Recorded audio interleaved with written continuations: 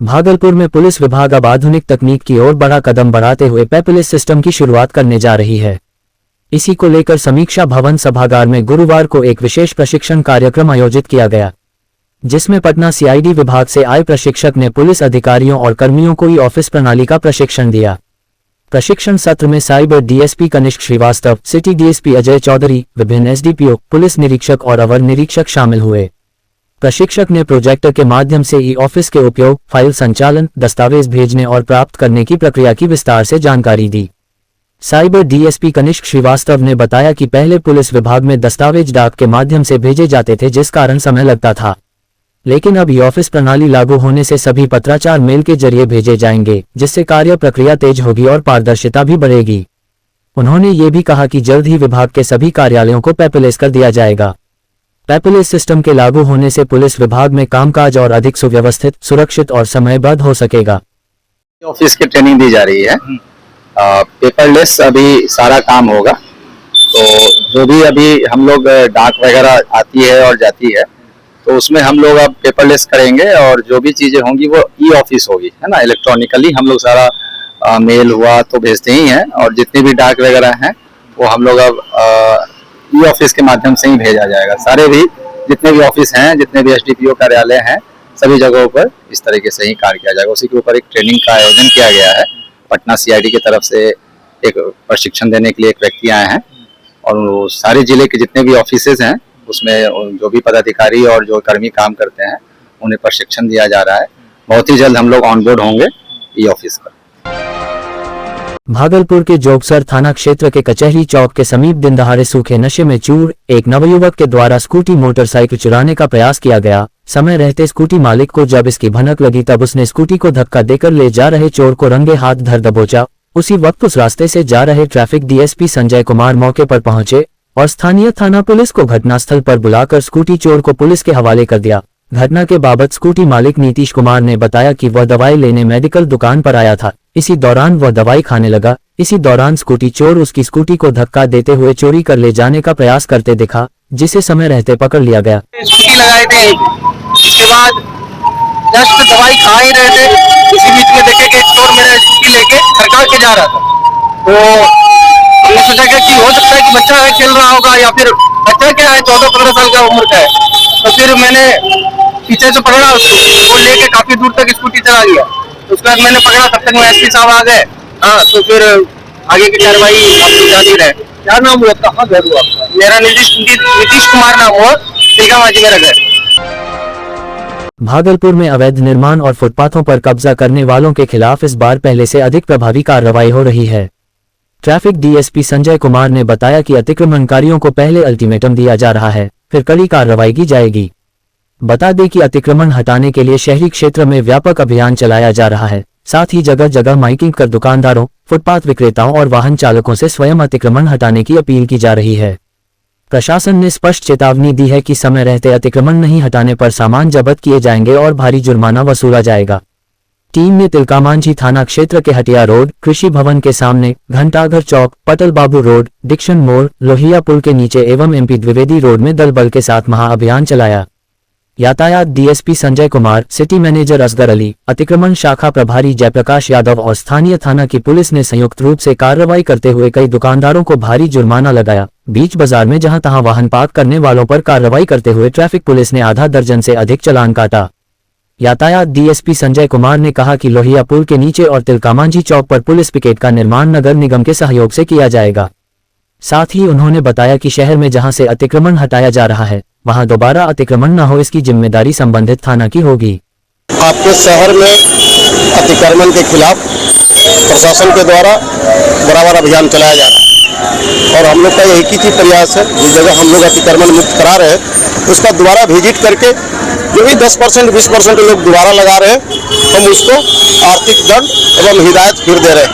अगर इसके बाद भी अगर नहीं मानता है तो उसका आर्थिक दंड बढ़ते जाएगा। लेकिन अतिक्रमण हटाने के बाद ये देखा जा रहा है कि कुछ ही लोग हैं जो दोबारा लगा रहे हैं। तो मेरा प्रयास होगा जो दोबारा लगा रहे हैं उस पर कार्रवाई जरूर, और धीरे धीरे ये भागलपुर हर एक फेज में हर एक तरफ अतिक्रमण मुक्त कराया जाएगा।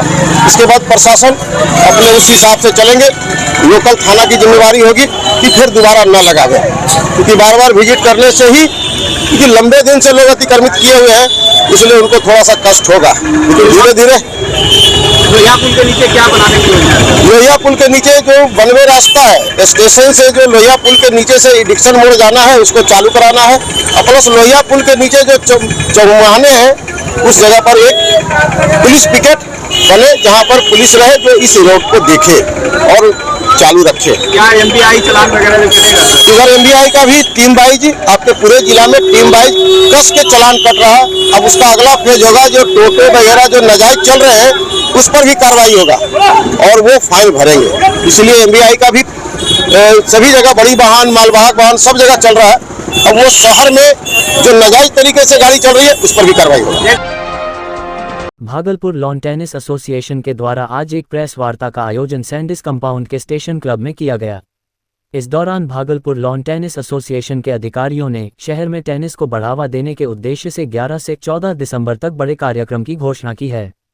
11 से 13 दिसंबर तक 3 दिन का टेनिस ट्रेनिंग कैंप आयोजित होगा, जिसमें दिल्ली और पटना के अनुभवी कोच युवा खिलाड़ियों और शुरुआती प्रतिभागियों को बेसिक टेक्निक, फिटनेस और मैच टेम्परामेंट की ट्रेनिंग देंगे।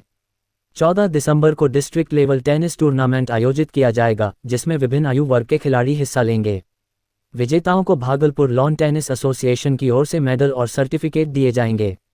प्रेस कॉन्फ्रेंस में भागलपुर लॉन टेनिस एसोसिएशन के प्रेसिडेंट, सेक्रेटरी और ट्रेजरर ने बताया कि ये पहल शहर में ग्रासरूट टेनिस को मजबूत करने और भागलपुर को बिहार का प्रमुख टेनिस हब बनाने की दिशा में एक बड़ा कदम है। उन्होंने ने कहा कि association Bihar lawn tennis association से मान्यता प्राप्त भागलपुर का एकमात्र संगठन है और यह कार्यक्रम बच्चों, युवाओं तथा सभी टेनिस प्रेमियों के लिए खुला रहेगा। एसोसिएशन ने स्कूलों, परिवारों और उभरते खिलाड़ियों तक टेनिस को पहुंचाने में मीडिया से सहयोग की अपील की। भागलपुर लॉन टेनिस एसोसिएशन द्वारा 11, 12, 13 एवं 14 दिसंबर को टेनिस के लिए कैंप एंड टूर्नामेंट ऑर्गेनाइज किया गया। इसमें 11, 12 और 13 दिसंबर को कलकत्ता और पटना से आए कोच, जो कि प्रोफेशनल कोच हैं, यहाँ खेल रहे या खेल में इंटरेस्टेड बच्चों को ट्रेनिंग देंगे। उसमें वो सिखाएंगे कि टेनिस कैसे खेलते हैं, टेनिस गेम का जो टेक्निकल पार्ट है वो बताएंगे, फिटनेस के बारे बताएंगे, फिटनेस का ट्रेनिंग रिजीम बताएंगे, क्या खाना चाहिए, कैसे अपने फिटनेस को मेंटेन रखना चाहिए, डिसिप्लिन, ये सब बताएंगे। इस टेनिस कैंप में open for all Bhagalpur citizens, मतलब भागलपुर के जितने बच्चे, ठीक है, जो भी इंटरेस्टेड है वो सब इसको अटेंड कर सकते हैं। हम लोगों ने टेनिस कैंप का फीस 200 रुपया पार्टिसिपेशन फीस रखा है। फिर 14 तारीख को टूर्नामेंट होगा, तो जो भी भागलपुर डिस्ट्रिक्ट के बच्चे, ये डिस्ट्रिक्ट लेवल टूर्नामेंट है, तो जो भी भागलपुर डिस्ट्रिक्ट के बच्चे टेनिस खेलते हैं, टेनिस खेलने में इंटरेस्टेड हैं, वो इस टूर्नामेंट में पार्टिसिपेट कर सकते हैं। इस टूर्नामेंट में एज वाइज 2 हिस्सा होगा, ठीक है, सब जूनियर और जूनियर, ये 2 हिस्सा होगा और बच्चे इसमें पार्टिसिपेट करेंगे। बेसिक इसका उद्देश्य यही है कराने का कि जो भी भागलपुर में टेनिस के प्रति इंटरेस्टेड लोग हैं उनको एक सिस्टम मिले, एक इंफ्रास्ट्रक्चर मिले, उनको सपोर्ट मिले और टेनिस खेल में भागलपुर अपना नाम रोशन करे। कैंप है जो 11, 12, 13 को चलेगा और 14 को हम लोग संडे को टूर्नामेंट है। इसमें 2 ग्रुप रहेंगे, जूनियर और सीनियर ग्रुप, उनका टूर्नामेंट होगा, वो बच्चे लोग खेलेंगे और ये अच्छे माहौल में हम लोग चाह रहे करवाने के लिए, ताकि भागलपुर में लॉन टेनिस को बच्चों को प्रोत्साहन मिले, बच्चे खेले और उनका टैलेंट अपग्रेड हो। उसी के लिए हम लोग कोचेस को मंगवा रहे हैं पटना से और कोलकाता से, जो टेनिस की जो बारीकियां हैं उनको सिखाएंगे, उनका क्या मतलब और क्या सुधार कर सकते हैं उनको बताएंगे। कुछ बदलाव आएगा बच्चों में, इससे अपेक्षा हम लोग रखते हैं, इसी कारण हम लोग टेनिस को बाहर से बुलाए गए। कुछ नहीं दे तो रहे हैं, लेकिन जो गुणवत्ता होना चाहिए वो उतना नहीं हो पा रहा है बच्चों में। जो बच्चों में खेल के प्रति और अपग्रेड हो सकते थे वो नहीं हो पा रहा है। तो कोचेस बाहर से आएंगे तो ऑब्वियस है कि उनमें कुछ चेंजेस आएगा, बच्चे कुछ नया कुछ सीखेंगे, टेनिस की जो बारीकियां हैं, टेनिस की जो टेक्निकलिटीज है उससे अवगत होंगे। फिर क्या डाइट चाहिए और क्या क्या एक्सरसाइज होना चाहिए वो सब उनको बताएंगे, तो निश्चित तौर पर बच्चे को कुछ ना कुछ तो सुधार होगा। इस खेल के प्रति लगाव अभी हम लोग जो है डिस्ट्रिक्ट लेवल पे कर रहे हैं। बच्चे जब अवार्ड जीतेंगे, प्रोत्साहित होंगे, तो फिर और भी हम लोग सपोर्ट करेंगे। ये तो हमारा पहला प्रयास है। नए साल के जश्न में अब कुछ ही दिन शेष हैं। आमतौर पर लोग इस मौके पर शराब पीकर मस्ती करते हैं और खुशियां मनाते हैं। लेकिन बिहार में पूर्ण शराबबंदी कानून लागू होने के बाद शराब का सेवन और बिक्री दोनों पर सख्त प्रतिबंध है। इसके बावजूद कुछ लोग चोरी छिपे शराब पीने और लाने की कोशिश करते हैं। इसका सबसे बड़ा मुख्य कारण है पड़ोसी राज्य झारखंड में देशी और विदेशी शराब जहां तहां खुलेआम मिलती है। यही वजह है कि कई लोग वहां से शराब खरीदकर बिहार लाने की कोशिश करते हैं और पुलिस के हत्थे चढ़ जाते हैं। इस स्थिति को नियंत्रित करने और शराब तस्करी पर रोक लगाने के लिए कहलगांव अनुमंडल प्रशासन अलर्ट मोड में आ गया है। अनुमंडल पुलिस पदाधिकारी कल्याण आनंद ने बताया कि सनहौला थाना क्षेत्र के पोटिया बैसा चेकपोस्ट पर विशेष पुलिस बल तैनात किया गया है। सभी छोटे बड़े वाहनों की कड़ी जांच की जा रही है। सनोखर थाना क्षेत्र के साहूपाड़ा चेकपोस्ट पर भी 24 घंटे पुलिसकर्मी तैनात हैं। डीएसपी कल्याण आनंद ने यह भी स्पष्ट किया कि ड्यूटी में लापरवाही करने वाले किसी भी पुलिसकर्मी पर विभागीय कार्रवाई की जाएगी। प्रशासन का उद्देश्य नए साल के दौरान शराबबंदी को हर हाल में कड़ाई से लागू करना है ताकि कानून व्यवस्था और सामाजिक माहौल दोनों सुरक्षित रहें। आप लोग की जहाँ जहाँ बॉर्डर एरिया है उसमें हम लोग कड़ी चेकिंग रख रहे हैं और जैसे अभी देखा गया कि शराब पकड़ाया गया, लगातार कार्रवाई की जा रही है, तो हम लोग इस दौरान काफी सतर्क हैं। भागलपुर के सुपर स्पेशलिटी हॉस्पिटल में उस समय हंगामे की स्थिति बन गई जब अस्पताल प्रबंधन ने ड्रेसर, वार्ड अटेंडेंट, टेक्नीशियन और डाटा ऑपरेटरों की सेवाएं समाप्त करने की घोषणा कर दी। फैसले की जानकारी मिलते ही सभी कर्मचारी अस्पताल परिसर के मुख्य द्वार पर जुट गए और प्रबंधन के खिलाफ जोरदार प्रदर्शन शुरू कर दिया। मालूम हो कि अस्पताल के संचालन की शुरुआत में इन कर्मचारियों की सेवाएं अंतरा कंपनी के माध्यम से ली जा रही थीं। लेकिन अब अस्पताल प्रबंधन ने सेवा प्रदाता बदलते हुए अंग विकास परिषद कंपनी के माध्यम से काम कराने का निर्णय लिया है, जिससे मौजूदा कर्मचारियों की नौकरी अचानक अधर में लटक गई। प्रदर्शन होते देख अंग विकास परिषद कंपनी के प्रतिनिधि मौके पर पहुंचे और कर्मचारियों से बातचीत की।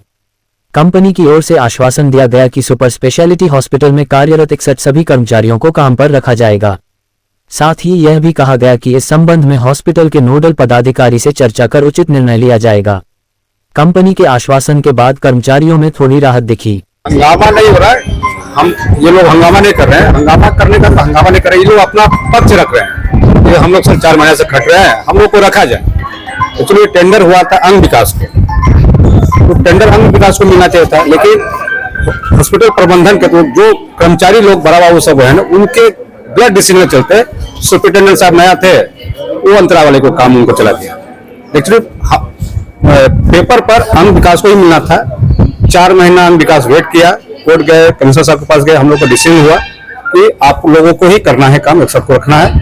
अब हम लोग उसमें लगे हुए हैं, सबसे बात कर रहे हैं 61 आदमी से, कौन कैसा क्या है, हम लोग उनसे मिलेंगे, उनका रिज्यूम लेंगे, आवेदन लेंगे, इंटरव्यू करेंगे, देखेंगे कौन किस क्वालिफाई है। हम लोग एचओडी से भी मिलेंगे, जैसा गाइडलाइन हम लोग को यहाँ सुप्रीटेंडेंट साहब एचओडी देंगे वैसा हम लोग काम करेंगे यहाँ पे। इसके कोई लोग किस संस्था द्वारा, इससे पूरे सुनने में आया कि कोई अंतरा इंटरप्राइजेस रोड में उनका ऑफिस है, वो भी अच्छी एजेंसी है, लेकिन उनको देखना चाहिए था, इन लोगों को जो भी कष्ट उनको मिलना चाहिए था, लोगों को बुलाना चाहिए था उनको ऑफिस में, इन लोगों को कष्ट सुनना चाहिए था, लेकिन अंतरा वाले नहीं सुन रहे हैं। कितने दिन काम किए? 4 महीना हम लोग, 20 जुलाई को हम लोग 20 जुलाई को सुनिए, देखिए बोल ही रहे, 20 जुलाई को लोग ज्वाइन किए हैं। किसी का 2 मंथ का पेमेंट हुआ है, किसी का 4 महीना हुआ, किसी का नहीं हुआ है, तो बहुत गरीब तबके के लोग हैं। आप तो देख रहे हैं कितना बेरोजगारी है, तो इस तरह से देखते हुए हम लोग कितने